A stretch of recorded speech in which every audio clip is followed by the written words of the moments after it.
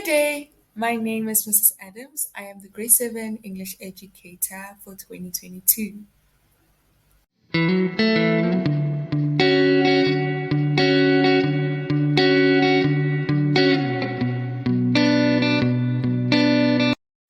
In response to the xenophobia attacks that have been spreading around, the grade 7 learners have decided to showcase their different heritages. An important aspect of today's lesson is that learners embrace their culture and become aware of the values of other cultures and customs. At the end of this lesson, learners should have learned the different cultures and their customs, as well as be able to acknowledge them.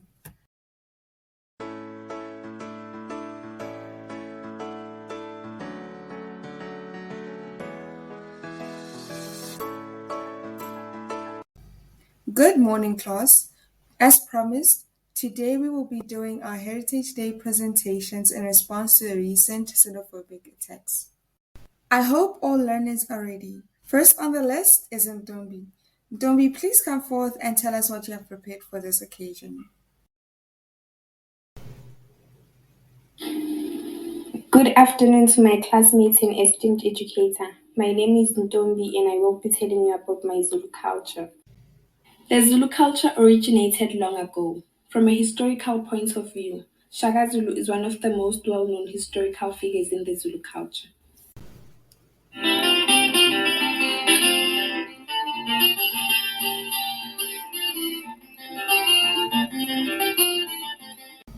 The language that we normally use for communication is called isiZulu.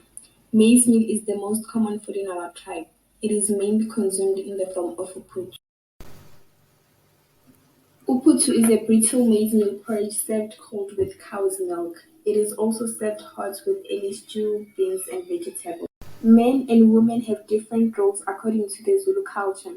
Men and boys are responsible for hunting for food and securing the tribe from danger, while women and girls are responsible for taking care of the household and children as well as preparing all necessary meals. At the age of 21, the girl's parents should do the ritual called umemulo, which is a Zulu woman's coming of age ceremony. It signifies a Zulu girl's transformation from childhood into adulthood and her readiness for marriage. It is a vigilante reward from the girl's parents, guests, and family members pin money on the girl's head and gift her as a gesture of gratitude during this ceremony. Girls would wear attires made up of beads.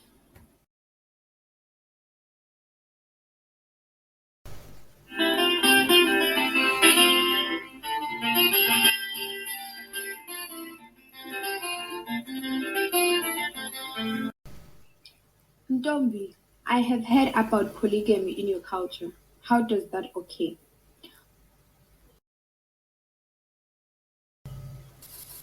Oh, Zach, I was just about to touch on that.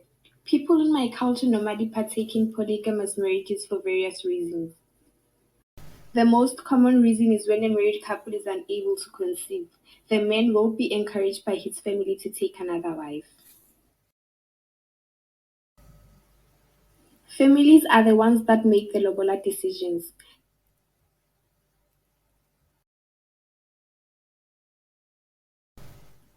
The girl will be notified of the arrangement's final preparation and the day on which she will begin living with her chosen partner. We place a very high value on ancestral veneration. Through Ukupatla, we connect with our ancestors, our great forefathers. We then initiate contact with our ancestors to seek favor and guidance.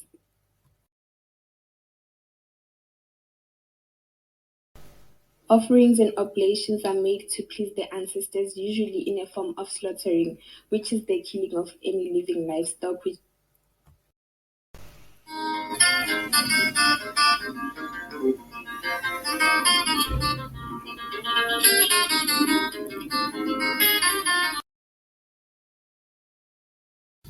Thank you, Ndombi, for the outstanding presentation.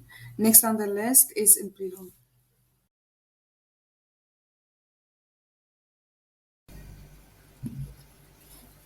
Good day, ladies and gentlemen. I am here to tell you about my Khoisan culture.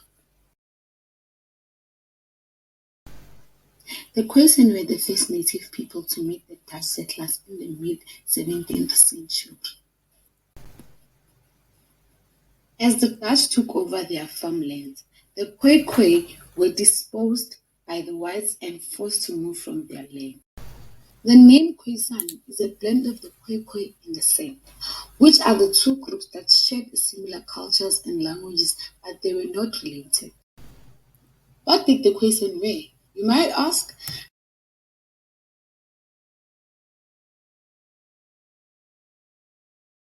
Generally, the Khoisan wore a bundle of cloth around the genital area, like underwear, and the braided necklace for men.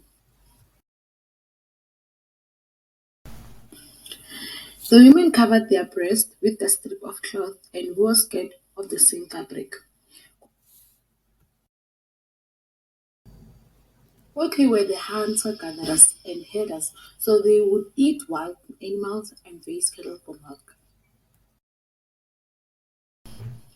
Prior to giving birth, the expecting mother was taken to a hut where she remained for a period of at least 7 days after delivery. Both she and the child were seen to be vulnerable, and so certain avoidances were practiced.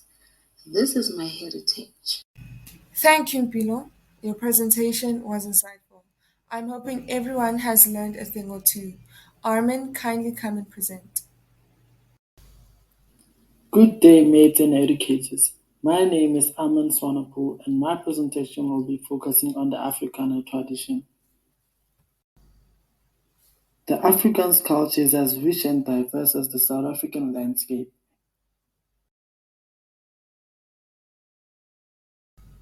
It is anchored in the language that developed at the most southern point in Africa with the arrival of Jan van Riebeeck from the Netherlands in 1652.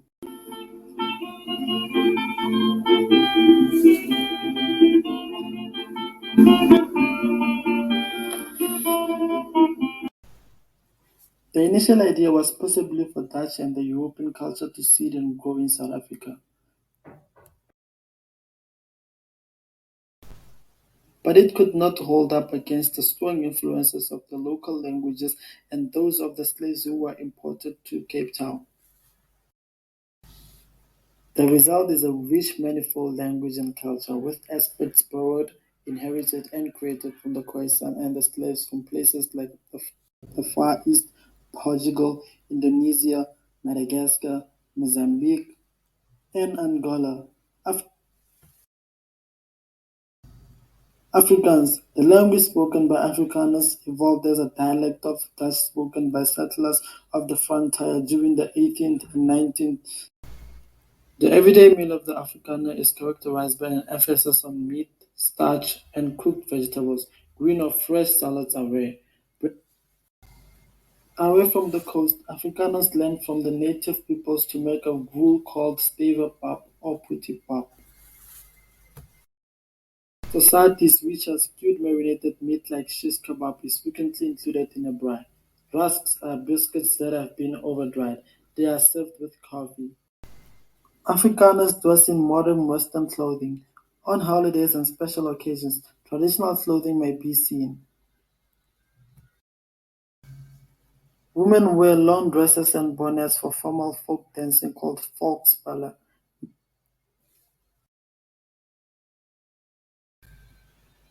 Male folk dancing partners wear shirts with vests and long pants. Since television was not permitted in South Africa until the 1960s, there was emphasis on participating in sports. Afrikaner children were encouraged to play organized sports starting at a young age.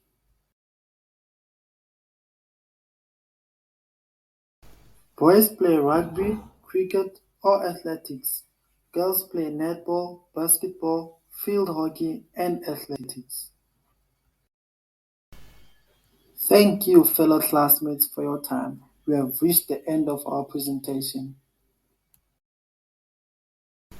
Your presentations are well researched. I'm happy to see you all representing your cultures with so much pride. Bitoko, you're next. Good day, fellow classmates and esteemed educator.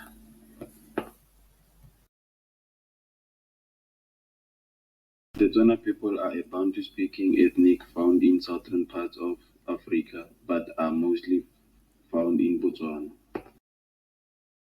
This ethnic group is native to the people of Botswana, and they are currently spread to the northwest province in South Africa. The king of Barolong was known as Tau. He was a descendant of King Morolong, who was the founder of the Barolong tribe. King Tau was a warrior king who ruled around 1660 and fought many battles for his kingdom. Barolong has ceremonies to celebrate events like birth, marriage, bride wealth, payment, and funerals. Before a funeral is held, the family and relatives gather for about 4 to 6 days before the funeral and feast together. The food is cooked using firewood and a three-legged pot. On the day of the funeral, a brief church service to those in mourning is held.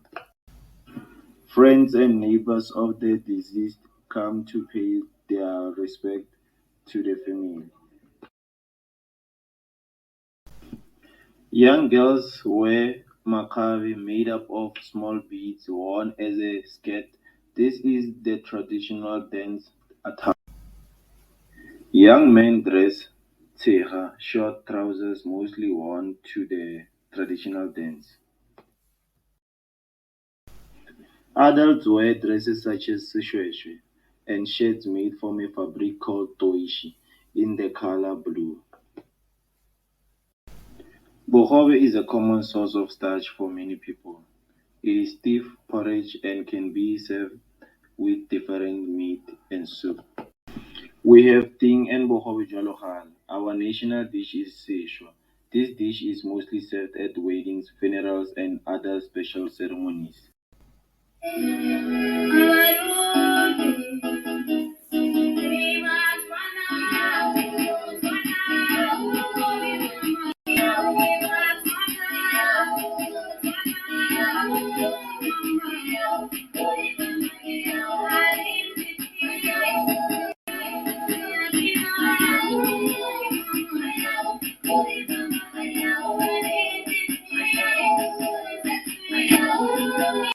Please get settled. I see you all enjoy dancing.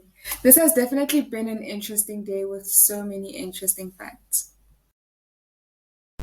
I hope that after today, we have all learned that all cultures are valuable and that it is important to respect one another. This means that teasing and ridiculing other people's cultures and customs is not acceptable. We hope that you will implement these lessons in your everyday life, in your societies and schools. Keep in mind, the same value you hold for your culture and customs is the same value and respect the next person holds for their own.